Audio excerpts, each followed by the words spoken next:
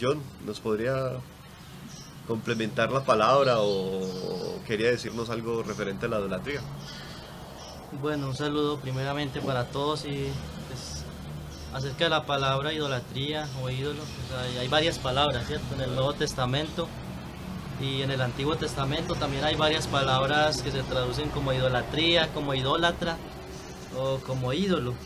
En las cartas del apóstol Pablo, Gálatas, Colosenses y Primera de Corintios, se, se usa mucho la palabra idolatría, que es la que significa adoración a una imagen o a un ídolo. Y la otra palabra muy parecida, ¿cómo es? Eidololatres, que significa siervo de una imagen. Y la palabra ídolo, pues lo que significa es una escultura, una imagen. En el Antiguo Testamento se usa mucho una palabra que es elil para referirse a una escultura, a una imagen. La palabra terafín, que se traduce también como terafín en el Antiguo Testamento, hacía referencia a una imagen de talla. Podría ser de madera o podría ser una escultura hecha en piedra. Y a eso se le llamaba ídolo. La palabra elil, que se traduce como ídolo o como terafín en el Antiguo O Testamento. dioses domésticos. Eso, como dioses de familia. Dioses domésticos y también parecido a Ajá. la historia de Raquel cuando tenía un dios doméstico. O Exacto, sea, cierto, aquí que era chiquito, un dios de bolsillo, lo que manejamos ahora puede ser una estampa en la escapulario. billetera, algo parecido a eso, Aquí pero más tengo ese, modernizado. Dioses fabricados con manos. aquí Sí. tengo ese texto en Génesis 30, 31, 19.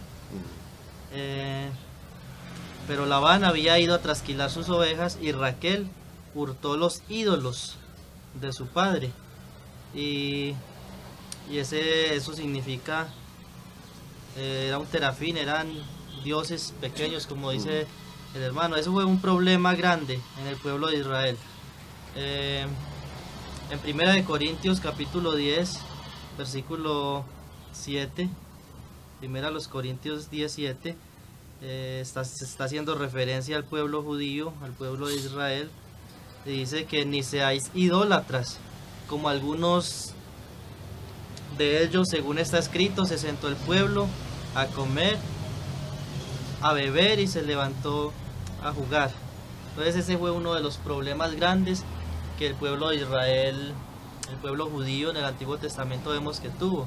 Y eso comenzó ya en tiempos de Jacob. Ya vemos que Raquel, una de sus esposas, ya era una idólatra.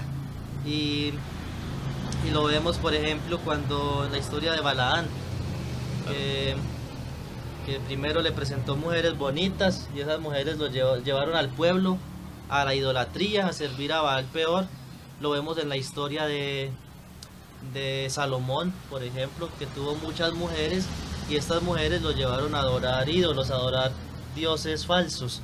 Y así podríamos mencionar muchos ejemplos, como el ejemplo de aquel joven levita en Jueces capítulo 17, que le había robado una plata a la mamá. Luego la mamá se da cuenta que era el hijo el que la tenía y le dice: bendito hijo mío, y coge esa plata y hace una imagen de talla. Es un terafín, se traduce como terafín o un ídolo.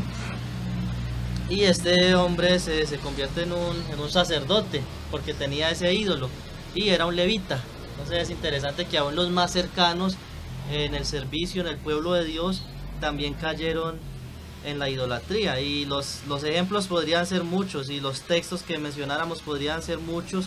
Se usa en Ezequiel 7:20, por ejemplo.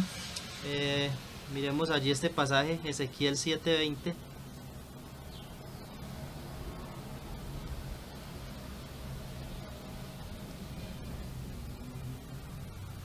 Por cuanto convirtieron la gloria de su ornamento en soberbia, e hicieron de ellos las imágenes de sus abominables ídolos. Por eso se lo convertí en cosa repugnante. Y ahí la palabra ídolo es como algo abominable, como una asquerosidad. Incluso hay unas versiones que dice que la traduce como sus ídolos malolientes, porque eso delante de Dios era algo repugnante, algo asqueroso. Y ese era el contexto del pueblo de Israel. Ellos caían en la idolatría, bueno, en todos esos pecados que tienen que ver con la idolatría.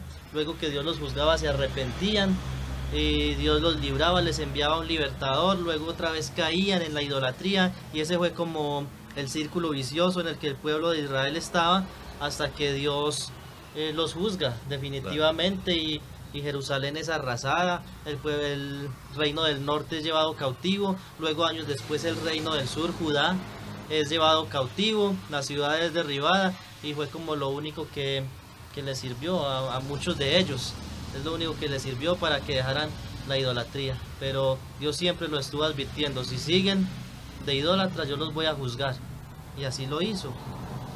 Y ahora seguramente que enseguida vamos a hablar de después de Cristo en adelante, en la era de la iglesia, cómo ha afectado eso el pueblo de Dios. En el Antiguo Testamento o en el Antiguo Pacto lo afectó grandemente, y esa fue la decadencia del pueblo de Dios, la idolatría. Pero después de Jesús, cuando Jesús asciende a los cielos, envía a su Espíritu Santo y comienza lo que llamamos la iglesia, ha sido grandemente afectada desde los primeros siglos por la idolatría, y hay muchos datos históricos de cómo la idolatría se fue metiendo en lo que es conocido hoy como la iglesia más conocida internacionalmente. Ha sido grandemente afectada, y aún el cristianismo, lo que conocemos como el cristianismo protestante, que comienza en el siglo XVI, pues también ha sido grandemente afectada por los ídolos. Una de las cosas que llevaron a la reforma fue ver tanta decadencia, tanta idolatría y tantas cosas, tantos negocios dentro de la iglesia. Pero luego una iglesia protestante también ha terminado en una idolatría tremenda, y podemos ver como ejemplo cómo veneran a estos ídolos. Se me va el nombre en este momento, estaba pensando en eso ahora. Esta semana, el jueves, salió en las noticias que encarcelaron al pastor de la Luz del Mundo, al líder principal mundialmente, que tiene más de 10.000 templos en todo el mundo, y a ese hombre era venerado, o es, seguramente lo están defendiendo, es venerado por el pueblo, prácticamente es casi más importante que Jesús, es un ídolo. Y estamos hablando de un contexto cristiano, de un contexto protestante, y a eso hemos llegado. Estos hombres como Benny Hinn, como Cal Luna, se han convertido en ídolos. Los cantantes cristianos se han convertido en ídolos, y eso es triste verlo en el pueblo de Dios. Ahora, por un lado tenemos la adoración a imágenes, a esculturas, a monumentos, pero por el otro lado tenemos la adoración a personalidades, a artistas y a todas esas cosas, y es una tragedia que ha ocurrido en el pueblo de Dios, y es de lo que queremos advertirle el día de hoy. Lo que la palabra, ¿qué nos dice la palabra de Dios acerca de esto y cómo evitar?